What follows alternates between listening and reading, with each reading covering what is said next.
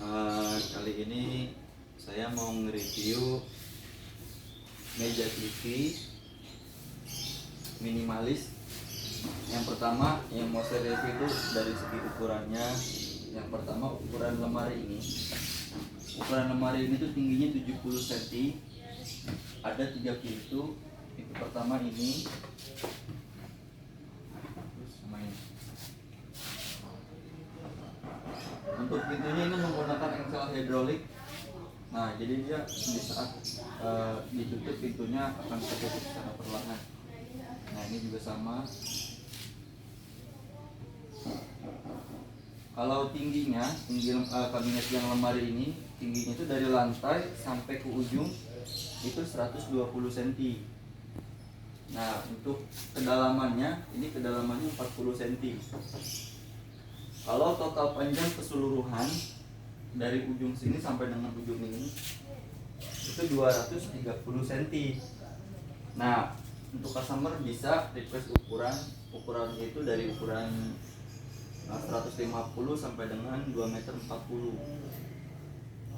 Nah, kemudian kalau untuk tinggi si meja ini, tingginya itu dari lantai sampai dengan ke atas itu 30 cm. Kedalamannya 40 cm. Kedalamannya 40 cm. Kemudian di sini ada pintu. Nah, ini ada pintunya. Terus di sini dia ada laci 1, laci 2.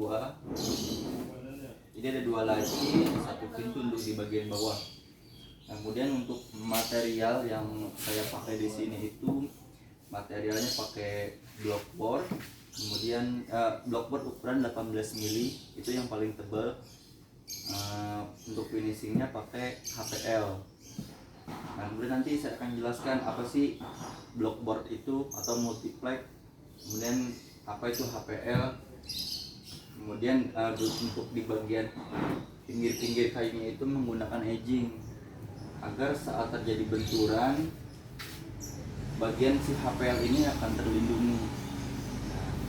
Nah, kemudian untuk lacinya di sini menggunakan laci double track, bukan laci putih ya. Ini pakai laci double track, jadi lacinya kokoh, kuat, nggak goyang, nggak gampang lepas juga lacinya.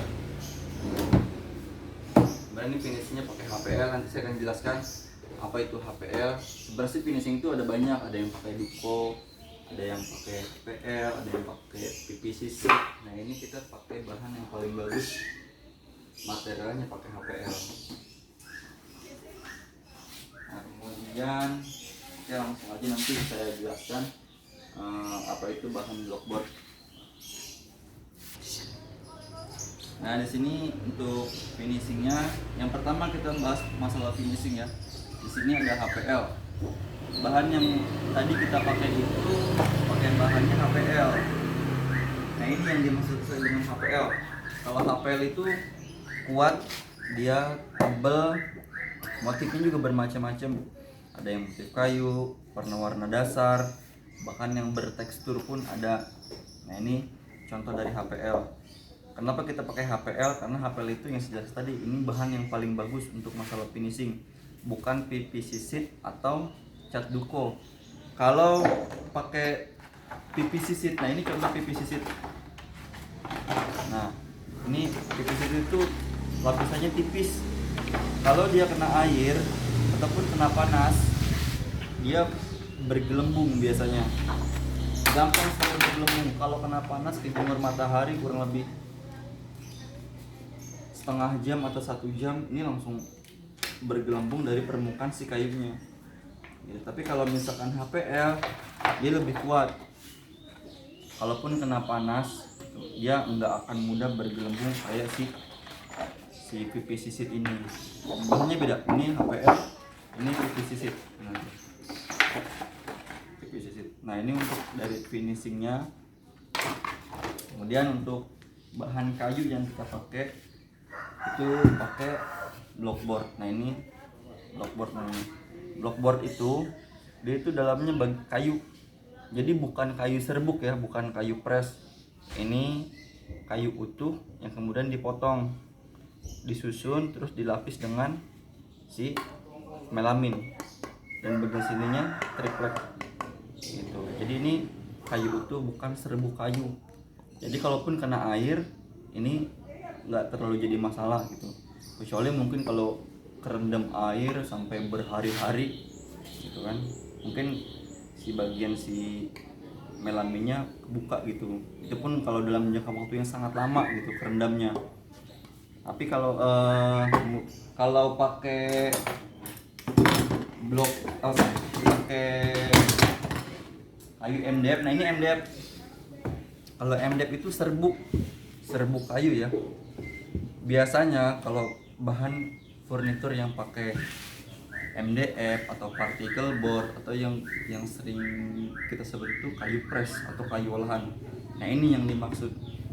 Kalau dia kena air, nah ini agak bengkak. Dia agak bengkak. Ini karena yang udah kena air, dia tampilannya jadi membesar. Jadi gampang banget rapuh. Nah tuh. Bahkan bisa dikupas pakai tangan. Tuh. Ini yang bahan particle board atau MDF, nah kayak gini bahannya. Kenapa? Makanya di pasaran harga furnitur yang pakai bahan ini murah ya, karena ini kualitasnya kurang bagus itu untuk bahan furnitur. Jadi gampang sekali rapuh. Tapi kalau misalkan blockboard kuat karena dia kayu, bukan serbuk kayu utuh dia tuh. Nah, terus bahan yang kita spare part furnitur yang kita pakai itu relaci. Nah relaci ini kita pakai yang double track, yang kayak gini. Kalau double track itu dia kokoh dan relacinya pun gede. Ini yang kita pakai, bukan yang ini. Kalau yang ini, nah begini. Ini kalau misalkan lacinya kita buka, ini gampang banget lepas laci dari relnya. Makanya kita nggak pakai yang jenis yang kayak gini. Semua furnitur yang kita pakai, semua relnya pakai yang ini, double track. Makanya relasinya kuat, lacinya itu nggak gampang lepas dari si relnya. Atau biasanya relnya aus. Kalau ini kan dia pakai kayak ada rodanya di sini tuh, ada kayak kelaharnya. Tapi kalau misalkan yang ini dia nggak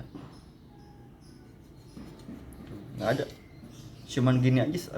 Rodanya cuma satu di kiri, satu di kanan. Makanya jenis relasi yang kayak gini tuh gampang banget rusak. Nah kemudian yang kita pakai di bahan furnitur tadi itu, kita pakai engselnya itu engsel slow motion atau soft close atau hidrolik. Kalau misalkan pintunya kita tutup, dia akan tertutup secara perlahan. Tuh.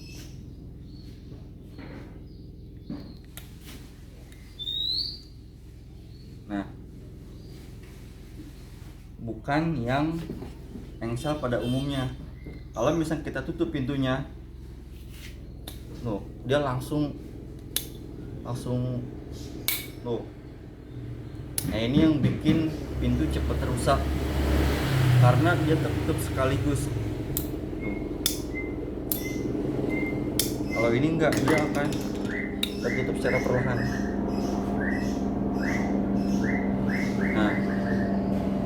Nah itu tadi bahan furnitur yang kita pakai dan spare part yang kita pakai.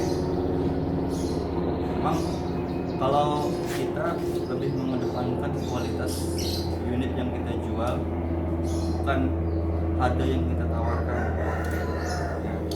Sekian review dari saya, semoga bermanfaat.